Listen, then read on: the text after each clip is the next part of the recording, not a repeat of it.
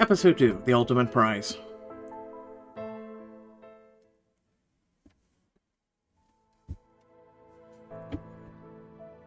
Hey, thanks for meeting me here, honestly, thank you so much. He looks awful, uncomfortable, and sick as he hands the phones over to me. Are you okay? Yeah, no, I never hooked up with a girl I met at a party before, like, as a one-night stand, but my girlfriend just broke up with me and my friends dragged me out, and... So you met Sophie at a party? I don't even know what happened. It just happened. My friends were all like, you could smash, bro. Like, you could just tell them that I wished I'd spent that evening playing video games. She didn't say anything to you? No, I missed my girlfriend the whole time. Now this girl, she's dead, and I don't know what to feel or think. I didn't know Sophie at all. Did she seem freaked out or anything? On edge? No, I think she just wanted to show she'd pull.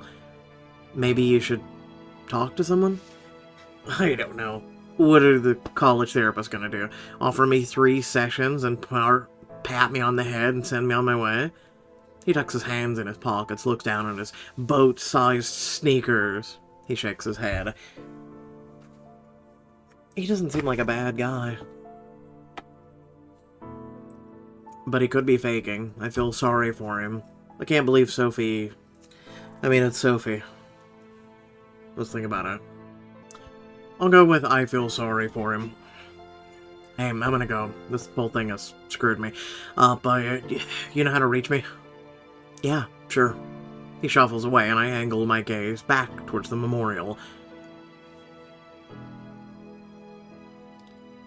The effect of the candles is beautiful as night darkens the sky, but the speakers, their words have nothing to do with Sophie. Kearney's main Christian club says a few words and prayers for her. The student government talks about her, naming something about her. Several people give speeches about health, safety, or random topics. It's chaotic, sad, weird. I look down at Sophie's phone, remembering the conversation I heard between Grant's father and the school president. Once I would have reported it to George and Tiana, before I learned that they were fakes who were using me. Now, what do I do? Grant? Tristan? Lillian? Chloe? No one.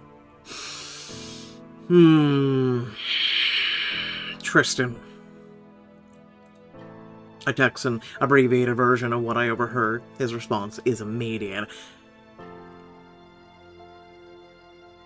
Yep, super immediate. I suspected as much. I didn't want to say anything, but this whole thing is so suspicious.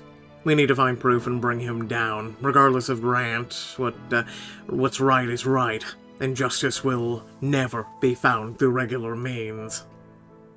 I set aside my phone. I feel like I've just dumped a bunch of gasoline on a fire, a favorite Friday night pastime at the estate back home. But Tristan's right.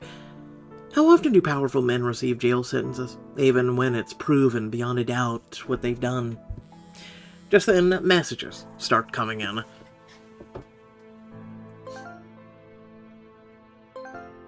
Have you checked your email? The house is open. All of it? No, kitchen and pool area are strictly off limits. University is still working on how to make a pool drown-proof, i.e. idiot-proof. Sadly, we are in America, so I expect the pool will be closed indefinitely. Haha, very funny. For the record, called it. No shit, Sherlock. Please keep it simple. I'll be back tomorrow. My mom is so happy to have me home. She wants to invite you all over for dinner one night. I'll speak to Carlos in the morning regarding the timeline on the pool. Thank you for your leadership. It's already late, so I decide to head back to Rosewood House. Yeah, it's hard to make a pool idiot-proof. Good luck. Seriously, the common room is as we left it. A post-party disaster. I survey it with a shrug, not about to clean up after the guys. Don't they have maids for that? I'm not sure when the guys will be back, so I head upstairs. Also, it doesn't need to be cleaned. It needs to be lived in. It's Halloween stuff. Even though I wasn't gone for long, the air has that stale flowers quality. I'm relieved to see everything is where I left it, though I have no doubt police came through here. Returning to my room is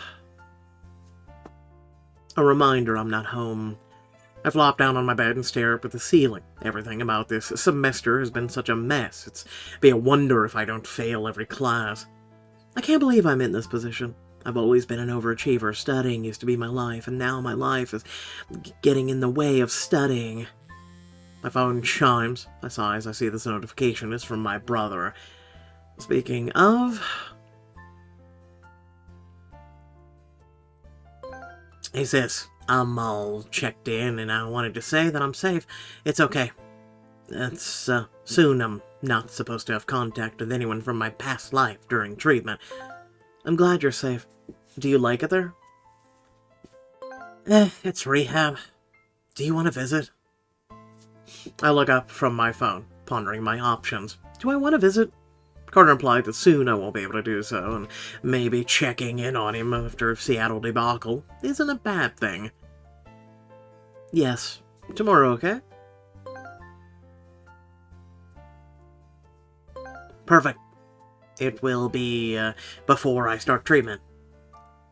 I stare down at my phone, wondering if I should invite anyone to go with me.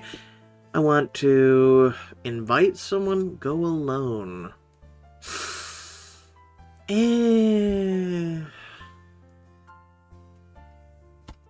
see who's on the docket. So pretty much you're 4 people that you're into. I mean, Tristan knows the story. Chloe knows the story. Lillian and Grant are the only outsiders in this situation, so I guess I'll just do the safe option. Will you go with me tomorrow? I need to visit Carter at rehab while he's still allowed to have visitors, and I don't want to go alone. I wouldn't want you to go alone. Oh, really? Why is that? I want to protect you, and if I can't protect you, I want to comfort you. I know seeing Carter can be hard, and I want to be there for you. Right answer. Does he get, brownie points? After that, we quickly work out the logistical things, like where we're meeting, how we're getting there. That settled, my nervousness spins to a halt. I do my best to catch up on my reading and my assignments. Some time before I'm ready to go to bed, the guys start to filter in. I don't have the bandwidth to go out and say hello, but hearing Simon and Jasper broing each other out in the hallway makes me smile. It's not the room that makes Rosewood seem like home. It's the guys.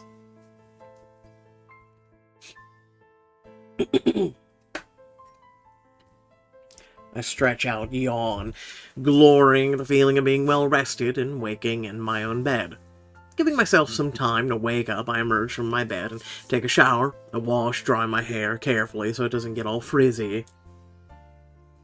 Clean and smelling slightly like coconut, I root around my desk drawer. I find a package of cookies I bought with my dining dollars. Crunching on the crumbly goodness, I flip through my wardrobe. All my clothes, all my outfits. It's good to see you, old friends. I love you, and you, and you.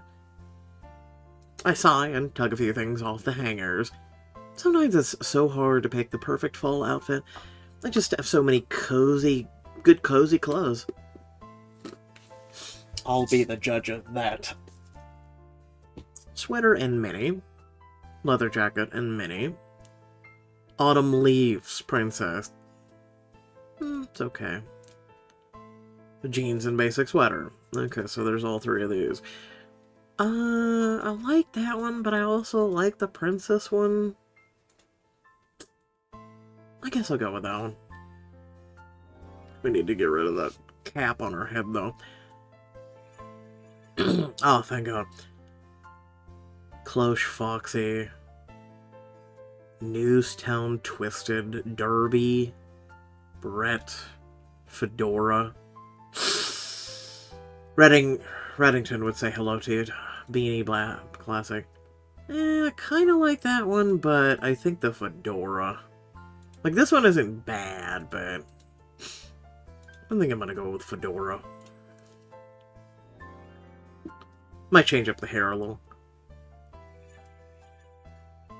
Now that I'm dressed in full appropriate clothes, I feel much more prepared to head out to rehab to visit Carter. There's nothing like having clean hair and a good fit to pull me together. You got this, Janie. You're gonna be okay. Carter's gonna be okay. Everything's gonna be okay. Because it has to be, right?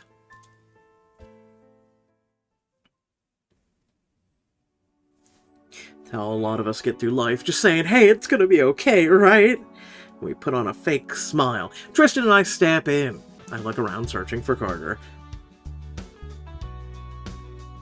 I don't have any reason to feel wary, but if I were a cat, my tail would be as big as a bottle brush. All my instincts scream at me that this isn't a good place to be. Get out, get out, get out. Yet, what can I do? Carter's here. Wow, he looks completely different. Hey sis, you came. That slaps. Come on, meet my buddy, Sammy. Sammy, this is my sister Janie. She's going to Kearney. Oh, shit. You must be smart. I stiffen. I can feel my lips thin. I don't like Sammy. Hey, sis, you brought Tristan. What's up, my man? Carter holds out his hand to fist bump with Tristan. Tristan ignores him. He steps between me and Sammy, causing Sammy to step back. Yeah, no, I don't like Sammy either. Oh, I'm so scared. Hey, Carter, see you at group? Sammy saunters away. Carter shakes his head. Hey, he's not all bad once you get to know him. Sure. You know him? Oh, yeah. He was, there the last time I went to rehab. Brothers in recovery, you know? Yep. Keyword, last time you were here. I have a bad feeling about this. It wasn't just rehab, though, was it? You knew him before that. Yeah, I guess. Bumped into him a couple times when my guy was AWOL and stopped by his plug. No, this is definitely bad. I glance over at Tristan, worried, only find him staring after Sammy. I expect to see anger or contempt on his face, but instead it's just sadness. I touch Carter's shoulder, pulling him to the side so I can talk to him alone. Big sister to little brother. I don't have a good feeling about this. Steer clear of Sammy. Remember that one of the hardest things about going sober is friends. He's on the same journey I am. Yeah, again. That's what I'm afraid of. By the same sister instinct that knows Carter is good, that he could make it under the right circumstances, I know Sammy's dangerous to Carter's sobriety. Carter puts his hand on my shoulder. He looks me right in the eyes. I got this. You don't need to worry about me anymore, alright? I'll always worry about you. It's what big sisters do. Yeah, but you are my big sister. You're not my mom. You've done so much for me already. Sometimes you've got to let a man take responsibility for himself. But he's not a man, he's still a kid. Can't he see that? They think they're minute 15. But I don't say that. He'll point out I'm 2 years older than him. He'll be right that I'm not that much older. It seems to make a huge difference, though. Or maybe it's just being the elder sibling that makes the difference. In any case, I can't help but look around at the with a sinking heart. The nurse on the phone, the smell of the burnt plastic, Sammy, all of it doesn't paint a positive picture of the future. Still, I hope that this time this is it. I hope that he can do it. I hope that he can become the person I know he is. Carter and I talk for a while longer before I say goodbye. I've got to get back to campus and do some homework, and Carter knows it. He touches me on my shoulder, looks at me. His face seems older, wiser than it ought to be. His voice is softer, devoid of its false jokiness. You're gonna slay, Janie. I'm so proud of you. Sis, none of this is your fault. Just remember that, okay? It's not your fault, and I love you. And even though I know this program won't last all that long, somehow when he says it, it feels like goodbye. I love you too, Carter. Tristan and I leave, and I can't help but wonder when I'll next hear from Carter, and who he'll have become.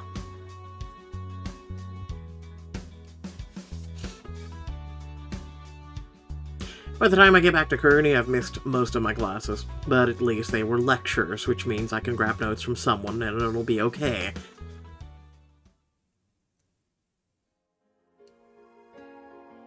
Welcome to Hogwarts.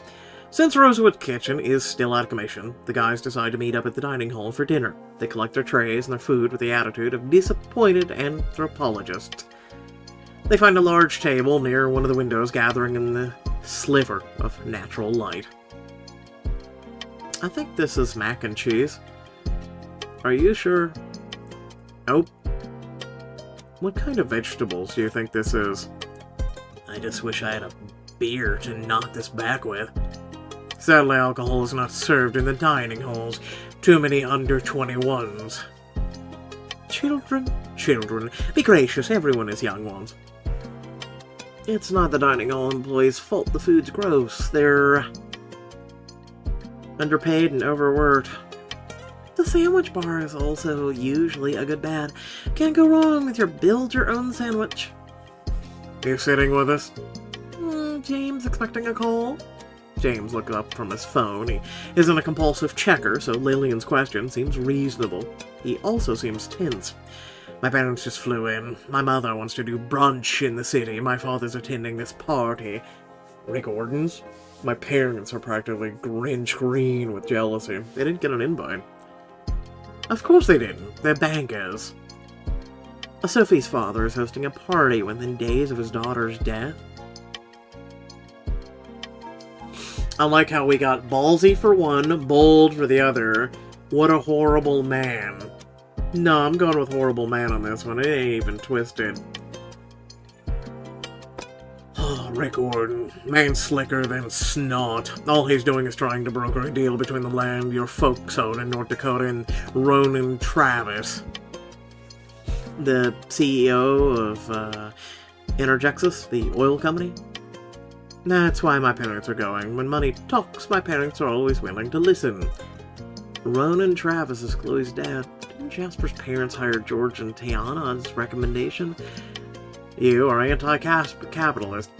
I can't believe this little club of rich is swapping around names of criminals like this.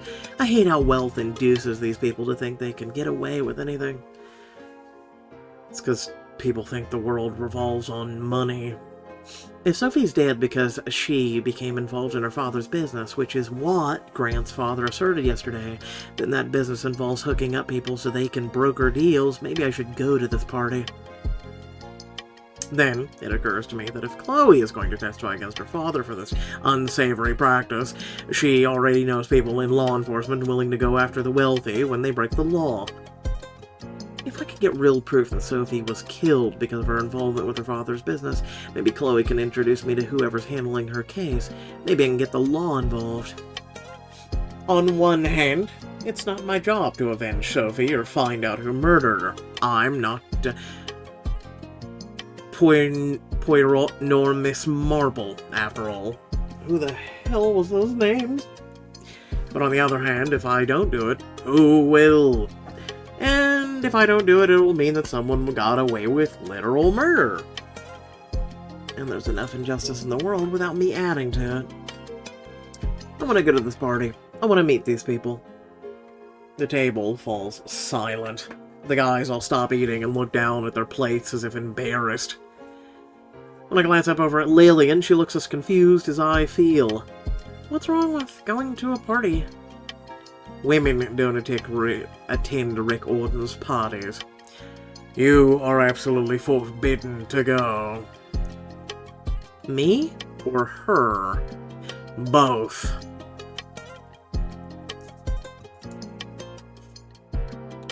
I'm actually kind of curious myself. Why? Of course, he can't forbid either of you to go. It's simply that when my father has talked about these events, which, as a Christian, he refuses to attend, it's with heavy implication that all women at Orton's parties are employed by him. Employed? Basically, they sell themselves. Oh, as escorts. The guys continued to look uncomfortable, not meeting each other's gaze and eating as if their lives depended on keeping their mouths full. They're an older generation. They're behaving as if is typical and considering acceptable for men of their age. I'm glad that society has moved beyond that for the most part. Yeah, I want to go back to what he just said, because I want to just ask for an interpretation, but at the same time want to smack him, because I know what it means. I want to meet Sophie's dad. I want to go anyway. Are you suggesting that you dress as an escort to attend his party? Pretending to be an escort may place you in a position where you're objectified, touched by strangers. This choice will also change available party outfits. You know what? I'm doing this. For science. I've heard Rick Orton has a pond full of alligators and lets us guess feed them whole chickens. Come on, we aren't supposed to go. So let's raid Viv's closet and do it for the plot. You're serious? If the girls are going to go, whether we like it or not, I'm going to keep their boomer paws off my sister and Janie. I'll be your backup, bro. Same. I've honestly always wondered if these parties are as depraved as everyone says they are. I mean, how depraved can middle-aged people get? They go to bed at 9. Not even gonna address you, Simon. What do you expect, from me to drive your getaway car? I suppose this means we're all attending. Sneaking in like lawbreakers. Not like lawbreakers, I just, uninvited guests, gate crashers. Sick. I'll tell my dad. He'll be jealous. I pull out my phone on my lap to text Chloe the details. And by the way, when I say for science, I mean just because a lot of people think it's cool that people do this for a living. So let's go ahead and experience it together. Watch out for my father. I'm serious, Janie. Be careful. I almost think I should come along, and it would be dangerous for me in particular given my situation. You don't know him like I do, and if he's at the party, it will be complicated. Don't come. It's too dangerous for you. I'll be careful. I just thought you should know. Thanks, I appreciate it. And remember, if you hear anything... Lillian beams it as she stands up and picks up her tray. I've already texted Viv. Let's get out our party clothes. For science. The shop is as I remember it, although the selection has changed. Viv greets us, blowing air cases at us, and then raises her eyebrows at our company. Welcome back, Jeannie! You brought the whole gang this time, didn't you, Lils? You remember my brother? We've met. Oh, you were my sister's stylist before. Yes, honey, before I transitioned. And you must be Grant Atwood, James Crest, Logan Wolcott. My, it's a creme de la creme. The quick search is business people. Your strange parents are quite the influencers on Instagram. So, darlings, what can I do for you? We want to sneak in on one of Rick Orton's parties to see if they're really as, screwed up as everyone says they are. You can call it a renaissance. Or my god. Words! English! Reconnaissance! Renaissance 2, why not?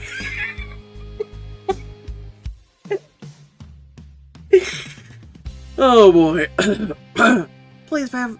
I'll be going with my brother. Tristan will protect me, won't you? Can't persuade her to change her mind, can you? Sadly, no. Grant and I won't leave the girls alone, not for a minute. Grant didn't even say yes or no. You are an adult, I suppose. In that case, darlings, take my advice. Don't let any of those old creepers corner you. Stay sober, okay? Always do, Viv. 491 days. Be careful. And shoot me a text when you're home safe. I worry about you. You're the sweetest model I've ever worked with. Oh, I'm sure that's not true. Let me see what I've got for you. Something sexy but understated. Guess go first. So me. Got a harness dress twisted. Lace dress princess. Cutout dress foxy. You know, I've looked at this, yeah, no, I've never been a fan of that print. Sorry. I do like the harness when it's black. Meh. Meh.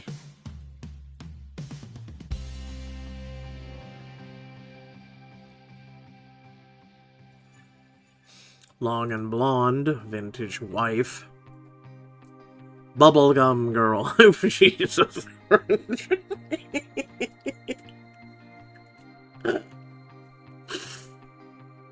Oh, God, help me. Rainbow curls! Jesus. Top knot. Alright, that does look like vintage. It actually does. Bubblegum girl. Nah, I'm good. You know what? I'm gonna go with Foxy.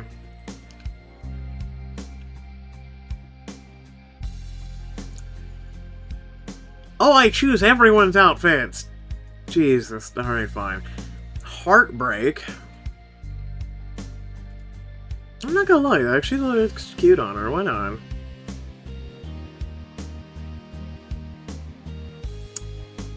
Oh, we only select hers. Okay, interesting. While Viv rummages through her closets looking for something in particular, I quickly sort through a stack of discarded clothing in case Chloe needs a disguise for the party. I try to picture her in each one before picking something she might like. Oh no, we are picking everyone's. Okay. Black on black. Guess who's back? Back again. Shady's back. I don't know, I kind of dig that one. God, that reminds, looks like the 80s. We'll go with that one.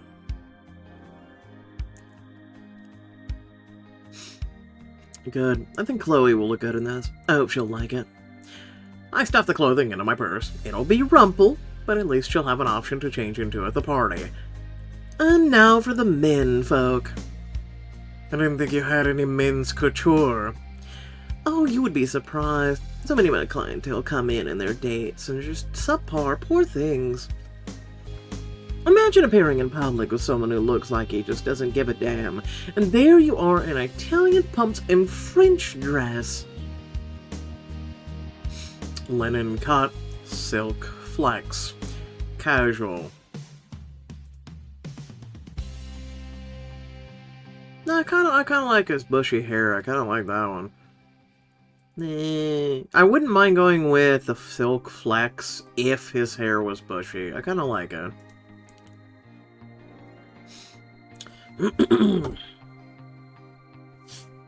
And next up is Tristan. You look like a greaser from back in the day. Cashmere. God, what did they do to your hair? You look like Jim Carrey and Will Ferrell from when they did SNL skits. So we're gonna do black leather.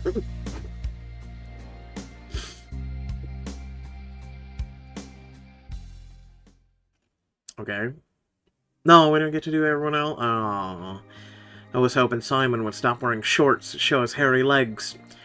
In the end, of course, we have to take 2 cars. Orton's mansion is in New Jersey, but it's not that far from LaGuardia. For the hour-and-a-half drive, everyone's nervous, quiet. Finally, we get out and let the chauffeurs park without us. We had chauffeurs? I don't like the idea of you two being mistaken for escorts. Why not? I support workers' rights. It's real work. Oh, Lillian, you just lost 10 points. I don't want you to get hurt. I'll be fine. I'll find Rick, and then we can leave again.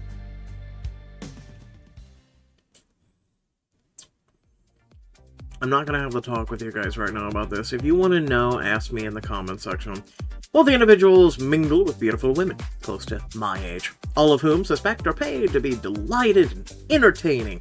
Some lounge beside the fountains, their bare breasts illuminated by the lights beneath the water.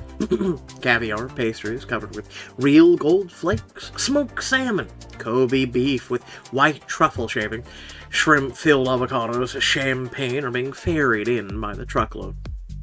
Carefully positioned quartets draw music from the darkness with strokes of their horsehair bows. Dozens of languages speckle the humid autumn air. A female contortionist navigates the crowd with her fantastical sweeps of her limbs. A magician charms 2 of the young topless women, and an acrobat leaps through the juggler's act. Duke, Prince, Oil, Arms. Oh, I love the movie he was in. Record label, reality show, Silicon Valley. knight, ambassador.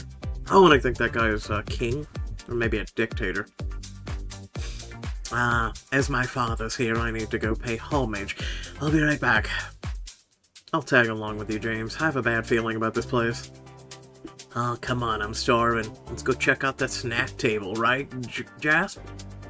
Tristan, Lillian, Gran, and I all look at each other at a loss. Now that I'm here, I'm not sure whether this was a great plan, or even if it was really a plan at all. I decided to come, but I need to make myself scarce so my father won't see me. He's here? Yes. She's literally breaking Witness Protection 101. I brought you some clothes. Thanks. I'm behind a hedge. Just throw them to me. I feign a coughing fit and step away to chug some water. I drink some water, cough some more, move over to the hedge, clear my throat noisily. Yes, over here. Oh my god.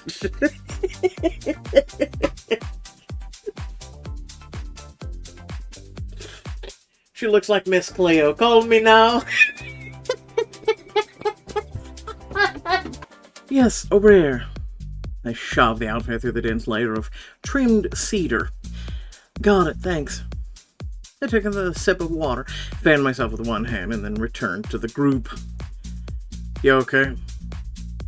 I think I'm nervous. Have you ever wondered why we can choke on water? It should be illegal. It does seem like a pretty profound design flaw. It's true. Tristan puts his arm around me. Gran puts his arm around Lillian, extending their claim over us to protect us from the other men. There he is, Rick Warden. Looks like that MMA guy. Two girls hanging off of him seem barely older than me, and from the bright glitter to their eyes, they're either drunk or high or both. Speaking of the devil himself, Ronan Travis.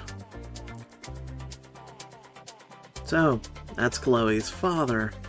Yeah, he's had some hair extension work. The devil? I mean, there might be a few arms dealers who are scummier than Travis, but I doubt him. He's called climate change an opportunity for the oil industry. When I look around, I note how many clusters seem to be mingling, others don't. With how tightly Tristan, Lillian, Gran, and I are pressed together, we fall into an unwelcoming and non-mingling category. It's just probably what the guys are intending, on some level, but that doesn't help me find out anything. How could I possibly get close enough to Orton to eavesdrop and get a feel for the guy's vibe when Tristan's acting like a guard dog?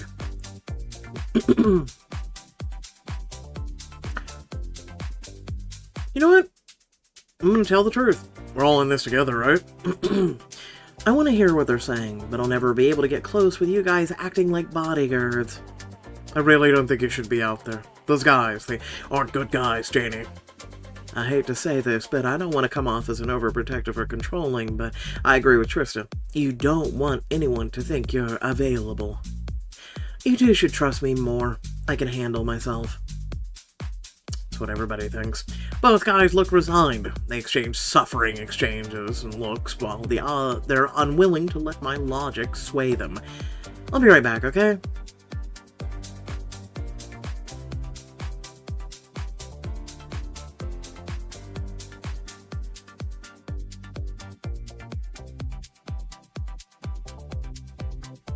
I scope out the scene, trying to figure out how best to approach my eavesdropping targets.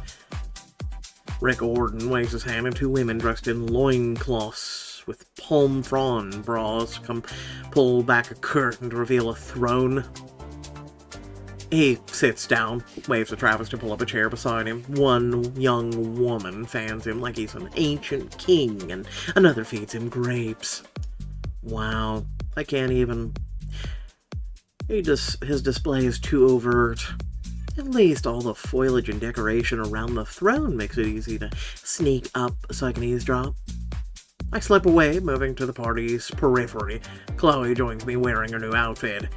We cling together, our bodies hidden by the greenery, our body language flirty, our faces turned away from the gathering. You were right. I probably shouldn't be here. Do you really think it's dangerous for you? If my father knew I planned to testify, maybe, I'm not sure. That's the scary part. Do you want to leave? Maybe I should, but I feel like I need to know. Know what? What he's up to. I'm going to go and eavesdrop on him. I'll tell you if anything's important, alright? Okay, text me. I'll hang out near the porta potties the help are supposed to use. They aren't allowed to go inside, I guess. Wow, Gordon's a class act. That sounds like a fragrant hideout. Yeah, my father would never go there, so... I give her a quick squeeze. We part ways. I circle around so I can move up into the shadowy area behind the fake throne. The two men are still talking in low voices. I catch only the tail end of one sentence. For your loss, I appreciate the opportunity to speak with the Atwoods. Yes, I didn't know you'd been trying so long to broker with him, or I'd set up a meeting long ago. Crest brought his hair with him. Seems tactless, given the loss of your daughter. I wasn't close to Sophie. Your Christina was always a daddy's girl, and with the separation, I'm afraid Sophie and I were estranged. But Sophie wasn't estranged from her father. Why would he lie? Simply to do business, or does he have another reason? Chloe won't ever seem like a Christina to me. Christina had me wrapped around her little finger. A castle in France, really, Ronan. Rumor has it she's misplaced. No, she's traveling the world, blogging. Wants to make it as an influencer. Don't they all these days? This, of course, is a lie, but makes me wonder if Ronan has created some deep fake account to explain his daughter's disappearance and hide the embarrassment of their fight. No, let's talk business. The two men lower their voices. What should I do? Pretending to be an escort will place you in a position where you're objectified. No shit, we covered this when we literally chose this path. I looked down at my dress. I came with the clothes to pass as an escort, so I might as well use it if I've got it, right? So, stealing my nerves, I dip my hand into my top and rearrange my breasts so they're popping out. I shimmy a little to make sure they're wedged in place and scooch up the skirt up my hips.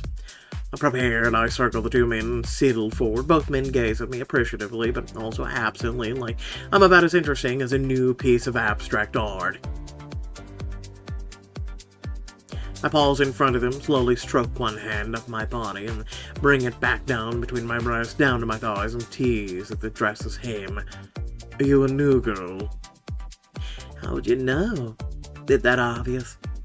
The other girls know better than to interrupt, but I do like to check out the new talent myself. He crooks a finger at me, and I walk over him slowly, like I'm trying to put my full body on display for his perusal. Both men seem appreciative of the show. Rick pats his knee. I sit down on his lap with a little wiggle. He puts an arm around me. The motion is proprietary. Not bad. You might even be a curdling style. I try to get up, pouting him, and he firmly reseats me to his lap. I lean in against him like I'm utterly intrigued by this wry hair protruding from his shirt. He glides his hands up my arm like I'm a fidget toy that he's playing with during his conversation. You know Ketterling? His boy's here, isn't he? I know everyone. Ketterling represents the state where the Walcotts make their headquarters, so he's a friend. Plus he's married to the Crest's cousin. Small world. It's a beautiful thing sometimes. Makes things easier. For me, yes. I'll send one of my girls over the next time he's in D.C. He's also been eyeing my home in the Maldives. 25%? Please, the Maldives? My apologies. 50%. For that, I'll give you not only the Crest, but their son, James. The two men shake on it. So, we all benefit. You're everything they said you are. It's so weird to think that this is Sophie's dad, treating me like this. And it's funny. In a dark way, all these guys will let some girl get so close to them just because she's pretty, smart, smart as they are, they've got a blind spot as big as a water buffalo. It gives me a strange sense of satisfaction to manipulate them so easily. Natural. He nods at my chest. As God made me. Ah, he did quite a good job at it, too. Top of his game. But all I do is blink at them flirtatiously, trying to figure out if I've heard enough, or if I can think of get out more of these guys before I wrangle my way out of here. You going to send her to Ketterling, then? Not tonight, but I will speak to the senator, ask him to push the bill through so you can drill before the next quarter. It's good doing business with you, friend. Next month on the Muse, I'll be hosting a particular family of the Salties. I think you'd like them. You see that blonde with the double Ds? You, make sure she's there, and I'll ask my PA to clear my calendar. Have you been inside yet? Ask her to show you the downstairs to the private rooms. You do have a way of sweetening a deal. These guys are disgusting as shit stains. Two men lean over to shake hands. Orden's body crushes me against the side of the chair. He doesn't seem to notice. Assuming the conversation is finished, it's time for me to make my exit. I move to slip off his lap. His hand descends on me like iron. And where are you going? I have an appointment with a guest downstairs. Shame. Stay for a minute. Of course, Mr. Orden, sir. They're done talking. I won't hear anything else tonight. I want nothing more than to get out of here, even as a distant part of me is aware of him. Ew. This is 100% ick. The rest of my brain is working overtime trying to piece together all that I've heard.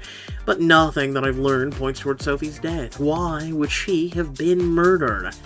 You act like they're going to discuss that in person.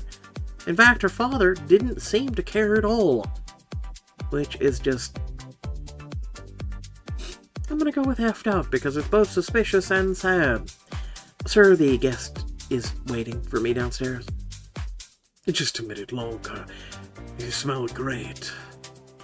Oh, the more I want to be done with this ruse, the more it's ick. Yet, it's also kind of gratifying to know I've tricked him with my so-called feminine wiles. He may be a billionaire tycoon brokering deals, but it's kind of cool to know that he could be so easily fooled by a woman wearing a short dress. Idiot. I do know that Rick Orden is brokering a deal between the Crest and Travis regarding some land that he plans on fracking or drilling undersea wells in, or something. Maybe the Crest know something about all this. I still feel frustrated, but then, what could I have expected? An outright confession to murder at a party? No, these men aren't stupid enough for that. What did I even expect her father to say? That he'd done it? Crest Sr. has been talking to James for a long time.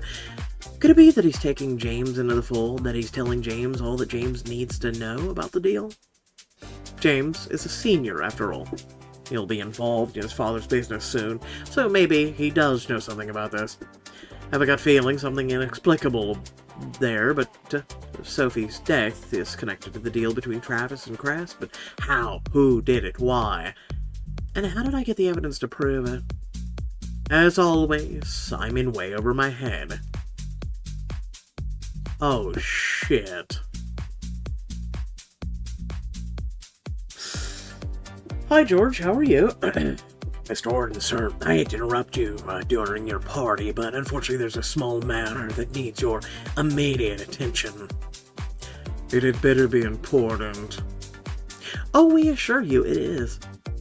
Oh shit, it's George and Tiana. Yep. I give you a 4, and we'll talk about why here in a second. Fort Princess, 7 Twisted, 2 Foxy, hold on. Alright, so first and foremost, hopefully you all did enjoy the video. Please remember that if you did to do so, like, share, and subscribe. Leave a comment down below letting me know your thoughts, but let me get to the following. So, first and foremost, you know, we had 2 disclaimers. One at the beginning, one before it all happened, you know. Actually, well, yeah, no. One where we had the yes or no, and then the other one was the diamond choice. So, here's my problem with this. I thought that they were actually going to get serious. And in serious, I mean, they were actually going to talk about, what happens at things like this, or like like she'd be objectified, Tristan would have to step in, something of that matter. And that never happened. And I'm saddened by that, because the fact of the matter is there's a lot of people who... I'm going to just try and keep this short and sweet, okay? There's a lot of women who think that picking that line of work is just amazing, right? They make a good amount of money that night. They, spend about, I don't know, 6, 8, maybe 10 hours being that kind of person, and then they come home and they got a big payday, right? And then they can either not work the rest of the week or they go back out the next day. But the problem is people start looking at kind of like that picture you see right there. See that big wad of cash, big stack? It gets bigger and bigger, and these women think it's real cool. However, when you're dealing with people who are really rich and famous, things happen. Accidents happen all the time. People go missing, disappearing. Typically, these types of women that go into this line of work, they're typically people who don't have families. They don't have a mom, they don't have a dad, or if they do, they have like one. They don't have a really good connection with their family, they're estranged from them, they're away from them, things like this. I'm sure you know of the type of people that I'm talking about. And so to make those types of people disappear, it's super easy. Especially in the digital age, it's super easy to make someone have a life and to take over their gram or their talk or whatever, and to keep posting. It's super easy. Really is.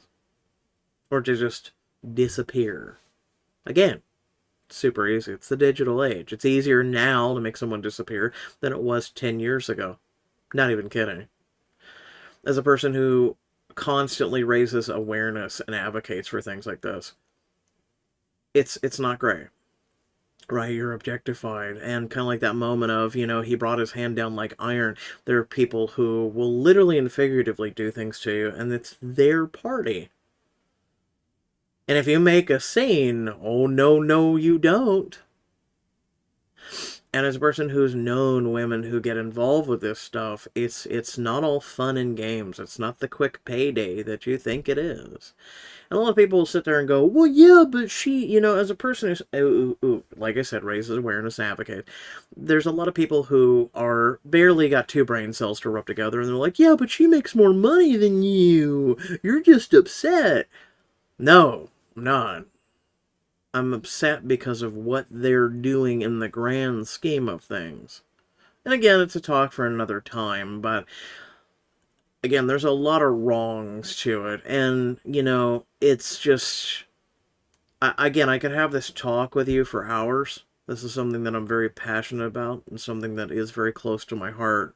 Like I said, I've known people who have worked in this industry, and it affects me personally. And it's just something that's not all that great. And it's just, again, we also can't, on platforms like this, we can't have these conversations because quickly these videos are taken down. You notice there's not many of these videos talking about these subjects. Think about that for a minute. Just think about that. Why? One of the biggest platforms on the planet, why wouldn't they want to talk about it? Again, just think about it. That's it.